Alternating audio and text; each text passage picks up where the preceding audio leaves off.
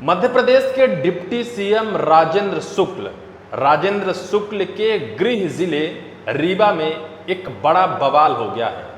राजेंद्र शुक्ल के समर्थक एक पूर्व भाजपा के विधायक महिला सीएसपी के ऊपर हमला करने दौड़े और उस हमला के बाद पूरा मामला एक राजनीतिक रूप ले लिया है।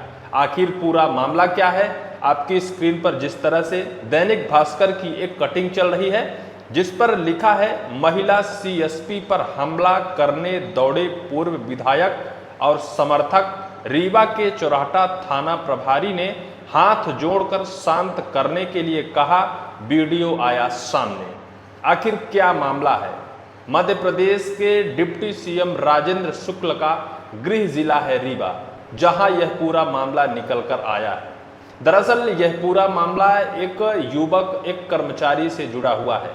वो कर्मचारी कांग्रेस के विधायक अभय मिश्रा के यहाँ काम करता है, लेकिन काम का जो सैलरी है, काम का जो पैसा है, वह मांगने के एवज में उसके ऊपर बड़ा मारपीट किया गया। और मारपीट के बाद जब वह युवक थाने पहुंचता है, थाने में उसकी एफआईआर भी दर्ज नहीं की जाती है।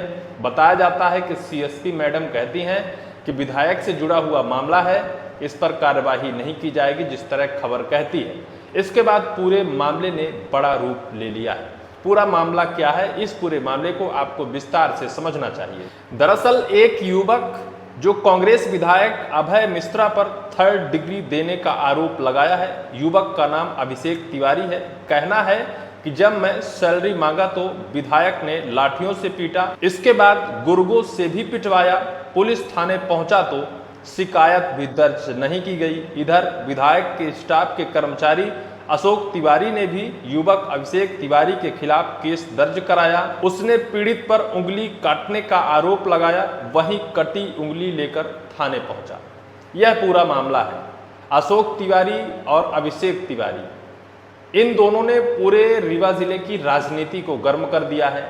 मामला पूरा अभय मिश्रा जो कांग्रेस के विधायक हैं उनसे जुड़ा हुआ है। उनकी कंपनी के दोनों ये कर्मचारी हैं। अभिषेक तिवारी का कहना है कि जैसे ही हम सैलरी मांगते हैं, अपने काम का पैसा मांगे, अभय मिश्रा नाराज हो जाते हैं। नाराज होकर पहले तो वो चांटा मारते हैं, फिर लठ मंगवा कर मारपीट करते हैं, बेदम पिटाई कर देते हैं।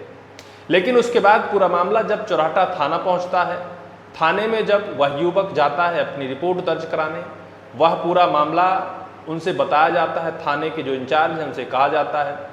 अभिषेक तिवारी का कहना होता है कि तुरंत ही फोन लगाकर और जो वहां के कर्मचारी होते हैं अभय मिश्रा से पूरी यह रिपोर्ट की कहानी बताते हैं।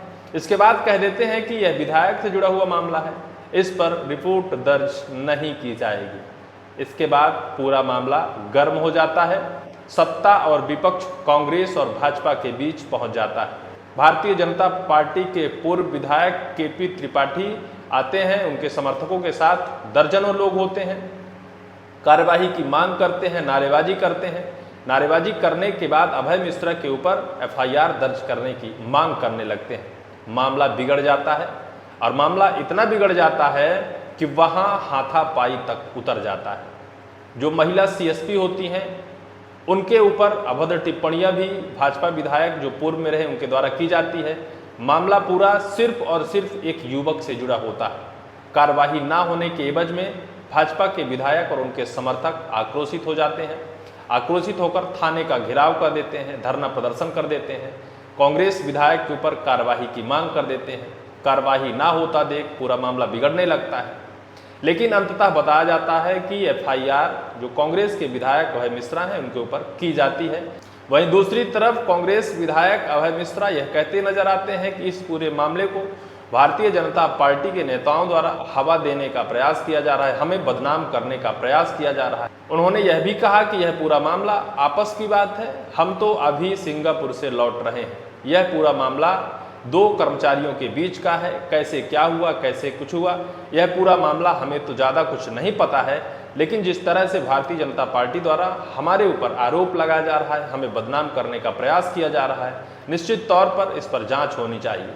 लेकिन जिस तरह से अब रीवा जिला, जिस तरह से कहा जाता है मध्य प्रदेश का डिप्टी सीएम राजेंद्र शुक्ल का गृह जिला माना जाता है, जिस तरह से कानून व्यवस्था वहाँ इस तरह से नजर आ रही है, जिस तरह से वहाँ के पुलिस प्रशासन हाथ जोड़कर गिड़गिड़ाते नजर आ रहे हैं, एक तरफ कांग्रेस के विधायक तो दूसरी तरफ भाजपा के पूर्व विधायक, दोनों तरफ कहीं ना कहीं सामंजस्य की स्थिति बनाता पुलिस प्रशासन, कहीं ना कहीं बीच में दबता पुलिस प्रशासन। लेकिन वहीं मध्य प्रदेश के डिप्टी सीएम राजेंद्र शुक्ल इस पूरे मामले को टुकटुकी लगाकर देख रहे हैं।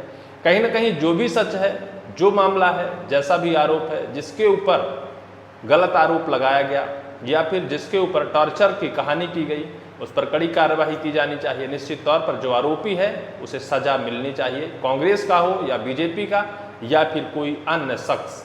लेकिन जिस तरह से पूरा मामला, पूरा पुलिस प्रशासन गिड़गिड़ाता नजर आया एक भारतीय जनता पार्टी के पूर्व विधायक और उनके समर्थकों के सामने, कहीं ना कहीं सवालिया निशान खड़ा करता है कि आखिर सामान्य जनता किस तरह से सुरक्षित होगी अगर पुलिस प्रशासन इस तरह से न्याय करता है कि एक तरफ कांग्रेस के विधायक, दूसरी तरफ भाजपा के समर्थक, और दोनों के बीच पिसता नजर आया।